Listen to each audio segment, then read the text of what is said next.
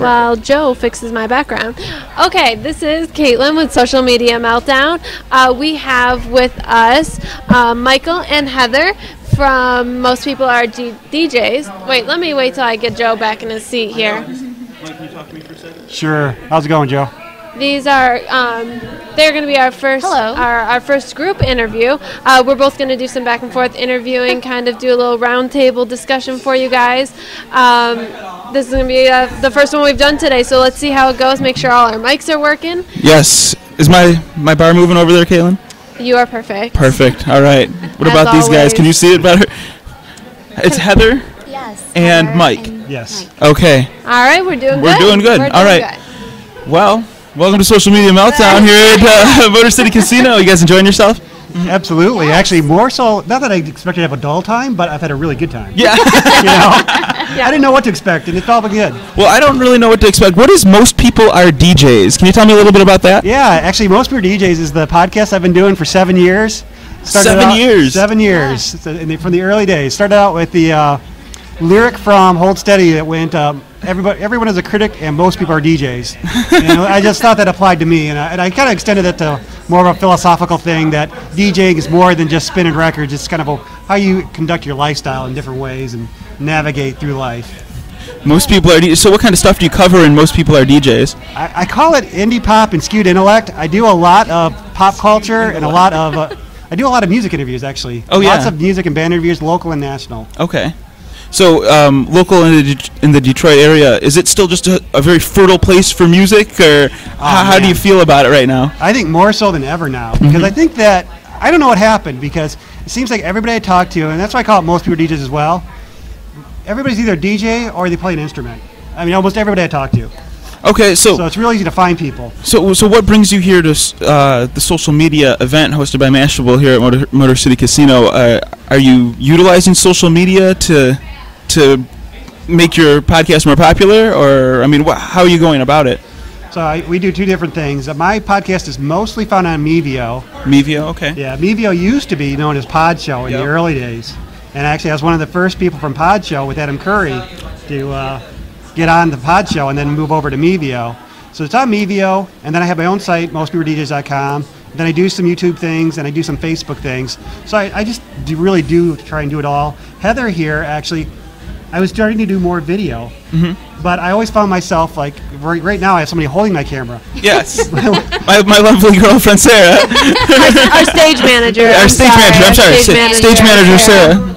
Yes. Right. I don't even like her. She's just, she's a great stage manager anyway. So, when I was going and interviewing bands, I always found myself doing more like band profiles, because I was holding the camera and they were talking about themselves, but I thought, it needs more to it. It needs more individualism of something that comes from my show, and I just started looking for somebody. Heather came along as somebody who's very interested in hosting, and really, she works for Public TV, Detroit Public TV, and I thought, and she contacted me and she said I'd like to do it, and she was really interested in anything I wanted to do, really. So she was the perfect person. Awesome. Well, thank you. Yeah. So that's how you. How are you? Like, you started on Most People Are DJs. Now. Right.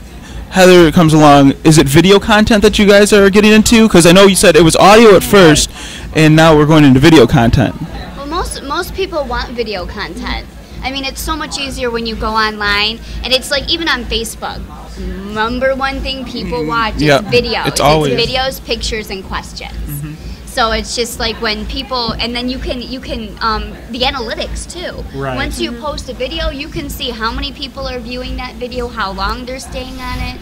So that's kind of a good intersection right there, because we have you actually have background in traditional media, being with Detroit Public Television, and now you kind of see the value in social media, Facebook marketing, because you get those analytics right away. Have you been able to apply that? Like, how have you been able to apply that to make it better for you, those analytics on Facebook and on Mevio? Well, on Mevio. Mevio. Well, with Mevio, I mean, you get stats, and I've been able to kind of look at, I mean, it's kind of, it's really weird how these things work. I'm sure you're in the business. Like, I'll look, and I actually have anywhere from 20,000 to 50,000 downloads a month, which is incredible for me.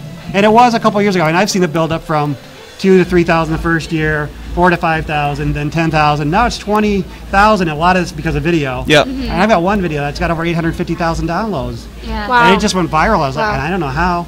It's just one of those weird things. You just put a video out there, and all of a sudden, it's going kind of crazy. Yeah. But when you put things out there and you get analytics back, the great thing about that is you know what your customer or what your consumer or what they want, what your viewers want. So it's like, okay, they like this video, I'm going to do more of this video and do less of this one. So it's totally marketing. It's really great. And then it's like you can ask people stuff, like your viewers, what do you want?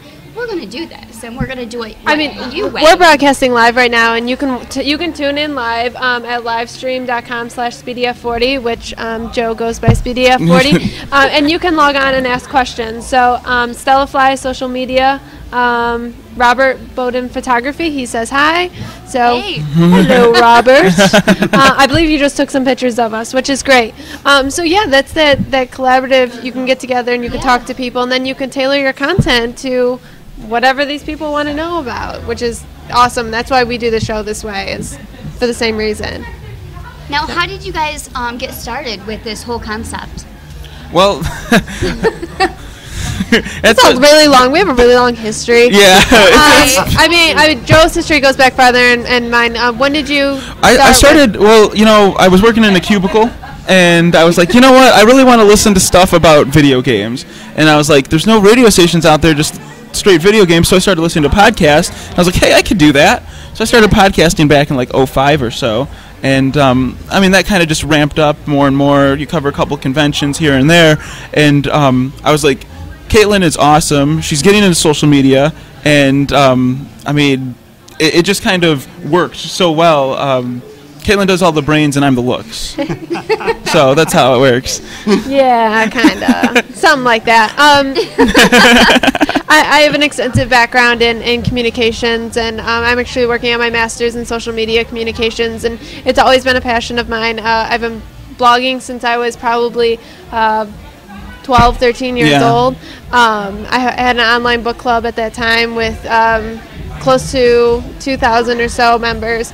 And at the time, it was nothing. I didn't even find it important. And then I got to college, and I was like, whoa, what I was doing when I was 14 years old was really impressive. It's funny, yeah. Like a hobby turns into, like, this thing that kind of rules your life. Like, sometimes my stage manager has to tell me, hey, you should settle down a little bit with that. It kind of gets a little bit in the way. But I think it's really important to kind of explore where social media is going, because it's such unique. Right now is just like the renaissance of the internet and social media and how we all interact and how we can use that for change, whether it be political to what kind of music you're listening to. It's absolutely insane where this is going, and I just want to be on that groundswell. It's exciting. It's really exciting to be here and be part of that energy, especially in the city here in Detroit, because you see a lot of like grassroots movements to kind of like, hey, like this is the real Detroit. Not everybody's just running around with guns and shooting people. It's not like the Wild Wild West or something. No, it's not. We're the high-tech people with iPads and phones and cameras, and we're talking to people, and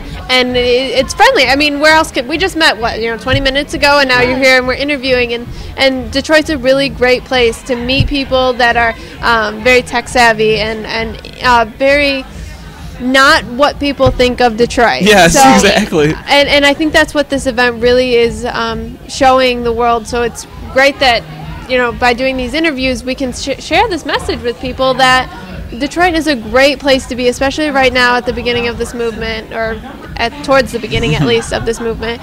And it's a great, great place to be. Yeah. So I got a couple questions for you. Awesome. All right. What is your favorite podcast? My favorite my favorite podcast is going to be, well, of course, I'd have to say Just Cool Enough, the podcast on JustCoolEnough.com, right? Well, no, but honestly, I love Tech News Today off of the Twit Network. Tom Merritt over there, I've kind of followed him around since his CNET days, and Leo Laporte obviously is kind of like Laporte, I've met him a couple of times. Really nice guy. Oh my gosh, yeah, I know, right? Like I was like the first time I met him, I was just like, Leo, you're my idol, you're the best ever. But I mean, and so it's kind of he's one of those kind of people and personalities that will inspire you to do things, and that's also I have to be like, hey, thanks, Leo, because this is a lot of fun. I really enjoy it. That's a good question, though. That's a really good question. Yeah, don't ask me. Don't ask you. Okay. My taste in podcasts are not nearly as sophisticated.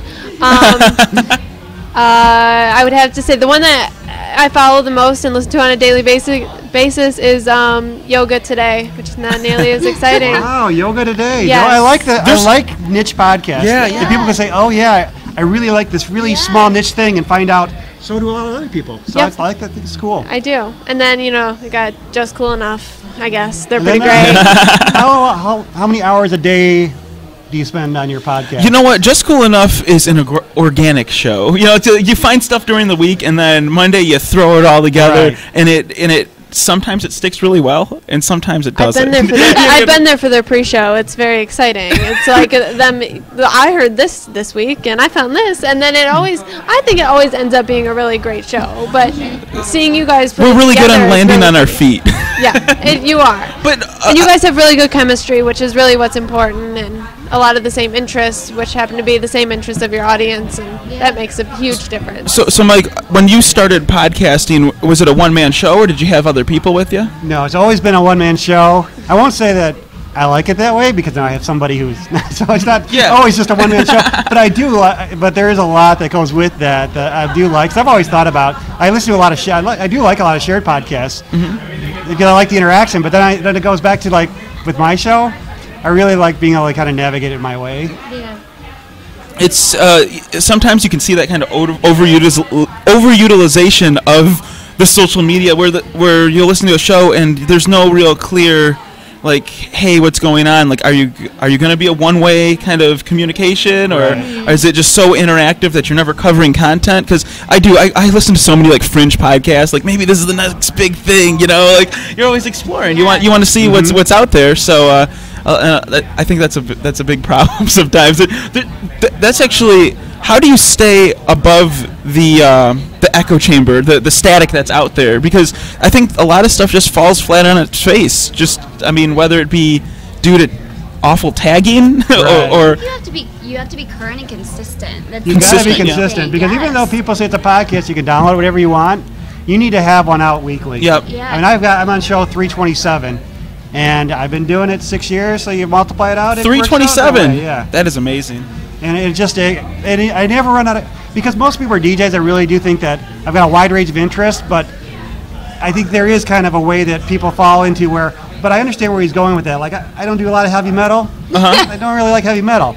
But once in a while, maybe, but people understand like what I'm going for, even though it is sometimes music, sometimes pop culture. Talk to an actor, talk to a guy who writes comics, talk to an indie band, but it's mostly some kind of independent effort.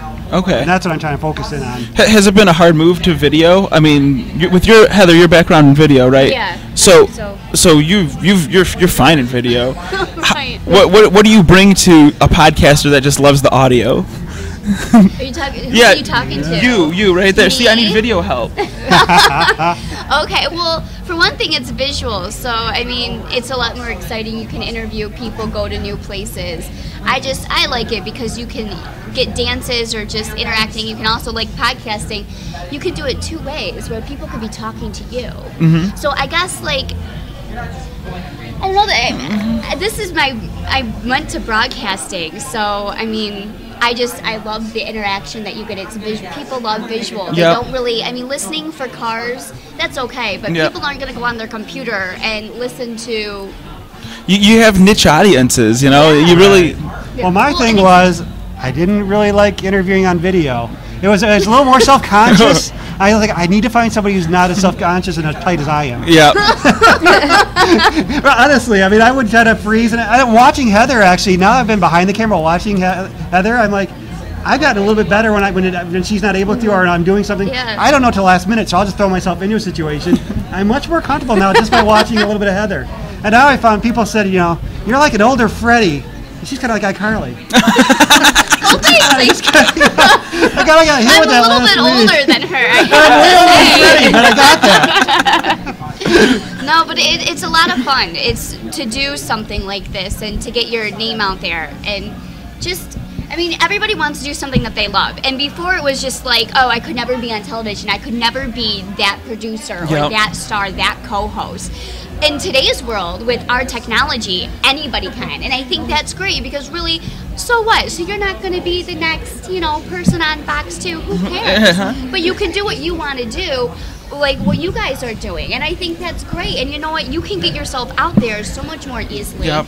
And then once you do that, people start noticing you, and then sooner or later, you are going to be in that position. Well, the other cool thing is about your audience. Your audience, when you do this kind of media, is a lot more committed to your success, and it's more personal. It really is. It is a more personal medium, just being on the internet, because, I mean, you can have an audience of 2,000 people, but they're always responding, and it feels like a much bigger show. I mean, how many friends do you have online that are people that have listened to one of your shows, and you don't know them in real life, but I talk to them every day on Twitter, and we know what each other likes and what our schedules and all, and it's kind of weird, and but at the same time, that's how personal podcasting is, and how they want to listen to you, and it's a lot different, I think, than old media. You have that. I mean, somebody could be listening to the show, and you say something that's just off center for them, and they're just at Speedy F40, hey, what do you think? Yeah, why? What are you talking about, idiot? Or totally agree. That interaction is there, and I think you got to take advantage of it. But two comments on that. Is that one? Well, people on YouTube are brutal. Yeah, they are. Really, they are. I mean, just those are people. Maybe I don't. What's want the downvote for? Yeah, it's I didn't know I was that ugly. Whoa, I didn't need that. We had a comment on one of our videos that someone didn't like where we put our hands, which I thought was. I'm like, really? Thank you. I guess I was doing. I don't know. So maybe.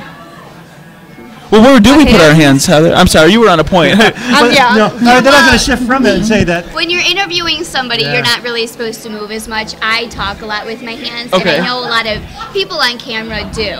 But you want to keep it down. If you don't want to show any paper, or you just want to have the focus on the person that you're interviewing and less on yourself. Okay.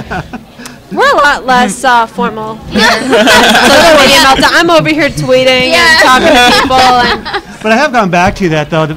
I've met a lot of friends through this, and a lot of really close friends. Like most people say, you go to college, you have your friends when you're younger, and maybe you keep a couple of friends the rest of your life. You go to college, people say you meet your friends in college, they become the friends of your life. But after about 30, you have to watch out for this. But after about 30, you start losing. You don't keep that development of friends. But through podcasting, through all these social media and things that we've done, I've got more friends now than I ever had. I'm not saying that I'm past 30, but maybe a little bit. But I'm saying that I've got a lot of really, really good friends now, probably more than I ever had, that I'm always hanging out with and always having fun things to do with through the podcast and talking with people. The community is really tight, it's kind of like you can always put something out there and say, I need somebody for this show, or I'm looking for this, or has anybody dealt with this before, or what's a good program for this, and just instantly you get your answers back. I'm actually in a master's program at Wayne State University, which is in Detroit, on new media communication. It focuses, mainly on social media. It does do some other augmented reality and non-social platforms, but that's how all the people are. They're really helpful, and I mean, I ran into a couple of my classmates here, and they're like, "Do you need anything? Can I help you? Can I do an interview?" And I'm like, "Sure, go if you want to."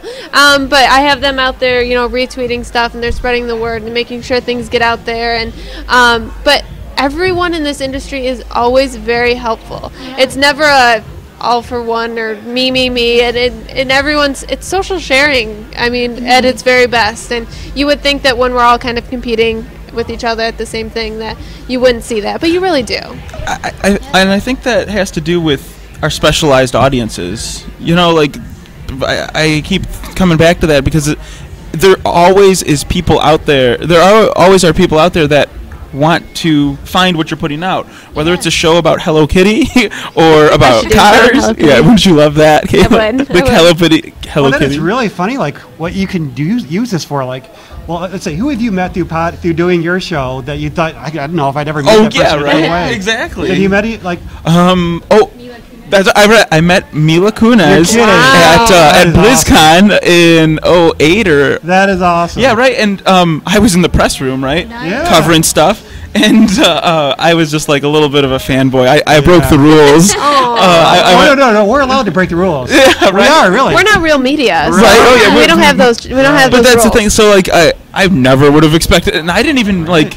It didn't even click with me. I was like, hey, who's that girl with all the security around her? Yeah. All my friends were like, that's the girl from that '70s show. And I walked over there. I'm like, hey, how you doing? And I got like 3 words, and then the security's like, she must have like nodded, like, did this or something, like get this kid away from me. But no, she actually, you know, she played a gnome and stuff. I was really surprised. I bet Felicia Day, who you would. Yes, I've seen her too. Yeah, Felicia Day. I got my picture with her. And then Kyle Gass from Tenacious D. Which Really? Is really fun. Yeah. You met Kyle? Oh, I got to interview him. That is great. He was awesome. He was really. And then last year, just recently in Chicago, I got my picture taken with Shia LaBeouf. Really? And that was Woo. crazy. Nice. He was just hanging around Jealous. this Chicago, the Chicago comic book show. Which con was that? Chicago C2E2. Oh wow. He was just hanging around. He had a booth right by, so he was selling a book. He just had a booth. He was just sitting there. On a Friday. Wow. And people were like, "That's Shia LaBeouf there," and I thought, Like the "I'm gonna get my Transformers picture taken kid? with him." Yeah, Wow. he was really cool about it. He said, "Come on over here, bud," and we did a little fist bump. That's great. Impressive. Yeah. That is impressive. Yeah, when I met Felicia Day, I was like, I have a huge internet crush on you, but it's nothing weird. Yeah. So that's a good way to That's make people nothing really weirded out. But That's a great I think, conversation. I'm sure she gets that a lot, though. But yeah, you she know, definitely gets but the that. thing is, it's like I know I'm probably never going to meet this person again, and it's like And I'm really sorry, Joe, but she doesn't remember you. I'm sure she doesn't remember me. She remembers me as that annoying guy that kept following her around. I don't know. I think I would remember somebody if they're like, don't worry, but just to let you know, I'm like a crush of yours. I'd be like, Yeah. That's what I was going for. You know, I was like, you know, everybody's just gonna be like, hey, big fan of your stuff, big fan. Don't want to alarm you or anything, but I may have a huge internet crush I on know what you. room you sleep in at your house, just to let you know. It wasn't that weird. Listen, we have, you know, we're video and podcasters here. I know what kind of milk you use in your cereals. Just little things you Just don't just little things like that. So where do you record your show? At the wonderful Belleville studio outside of Detroit. It's at our home. My show, Just Cool Enough, the audio podcast. Right. I have a gentleman over in California and another guy over in Boston, and we get together, and every Monday we record the show. It used to be a live show. We used to be on other networks and this and that, but we just like the freedom of being on our own. Right. It's nicer, you know. You don't have any of the large corporations kind of like or management saying, well, you should go this way with this. It's like, no, we want to do our own thing. You know, like we're doing this for fun. You know, we want to make sure that it stays fun. You know, we want to make sure that it's a hobby that we take seriously, but we want to make sure that, you know, we're putting out content, we're making things that we want to make, because otherwise it turns into work. And then work is awful. Yeah, we're not trying to work here. That's always You're been right. That's always been the big thing that I told myself. When it feels like work, then you it's- probably need to move on. Exactly. Oh, I do so much social media for my job that everybody's like, Heather, how come your social media isn't doing anything? Because I go home still doing my job's social media. It's like my number one thing, Yeah. so it's nothing that I have is active. It's like There's a lot of fatigue that happens There though. is, and I try so hard. I also do social media as a job, and then I do it all day at work, and then I'm trying to keep up with my own stuff during my morning coffee, and then again at lunch, and then when I go home, I just get my iPad in bed, and I go away with all that, and it's just it's so tiring. It's work is. 24 hours a day when you're in social media. It is. It doesn't stop. Like what? The Mackinac Policy Conference. I was one of the social media up there Okay. for Detroit Public Television, and it was nonstop. They were like, "We need you to get interviews, do this, and social media." I was like, "Wait a minute." I was like, I cannot live tweet and live social media and do 10 other jobs at once. It's a full-time job. Yeah. Just that part, and it's just for 5 days straight. I didn't sleep. I know. I'm thinking for this next year, we need someone that's just going to man the computer. Yeah. Yep, absolutely. There Because is good news, though. this That- is hard. Good news. Yeah, there is good Good news. news, everyone. Because there's been well, it's a new job segment, right? Social media is a new Yeah, job it segment. I don't think they can move that job to India. I really don't. There's I not, think it's tough. it's I going to think be it'll hard to be tough. outsource It's that. jobs that young people that are getting out of college are going to be able to have. It's us. It's the 20 to 20, 30-year-olds that are going to be taking on these jobs, which is great because at the moment we're the people that need the jobs that are coming out of college that there isn't, you know, and we know this. Before I started my master's program, I really wanted to get into social media, and I have all this experience doing podcasting through all of my undergrad and blogging, and like I said, I've been doing it forever, and I started applying for these jobs, and they were like, we want 7 to 10 years of experience. Oh. Yeah. So my favorite was I'd apply for the job. I'd apply for the job anyways, and then I would attach this really nice cover letter explaining to them how what they want this person to do did not exist 7 to 10 years ago, and all they're going to end up with is someone who's been in the industry for 7 to 10 years, a pencil pusher that's going to show up on their first day with a notebook and a pen and have no idea what they actually want them to do. Are they a formal communicator with great old media experience? Right. Perfect. But that's not what you're looking for. Right. That public relations speak and formal communication speak does not translate to social media at all. If you don't have a personality and you don't have something new to bring to the table, your PR talk does not go very far at all, and it just fails. And people would write me emails back, and they'd be like, we really appreciate your cover letter. However, we still want 7 to 10 years of experience. And I'm like, great, thanhanks. I just wanted to let you know. We want the dinosaur.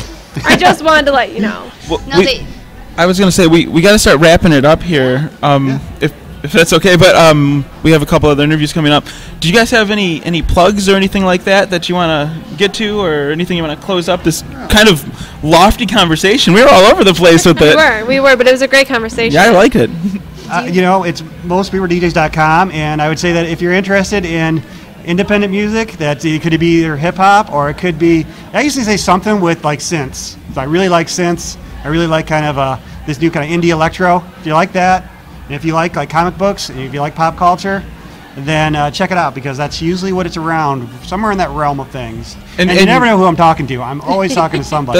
You don't know who you're talking to, and you never know what direction you're going to go with it, so it probably keeps everything really fresh. Yeah. I like that. Cool. Did you have a plug? Well, Heather will definitely, look for Most People DJs with Heather, but I'm sure she's going to be popping up like other places as well. Look for you on Michigan Public Television. Well, right? I'm not really here with you now, I'm so sorry. no. Yes. I will edit that out. I'm here on my own behalf today. Okay. Great. Noted. All right, do you guys Twitter handles want to throw anything else out there? Are we good, or? I'm good. Yeah. I'm excited. Yeah, so thanks. enjoy your time here. There's a lot of great stuff and freebies and all kinds of good stuff. Yeah. All right, thank you. So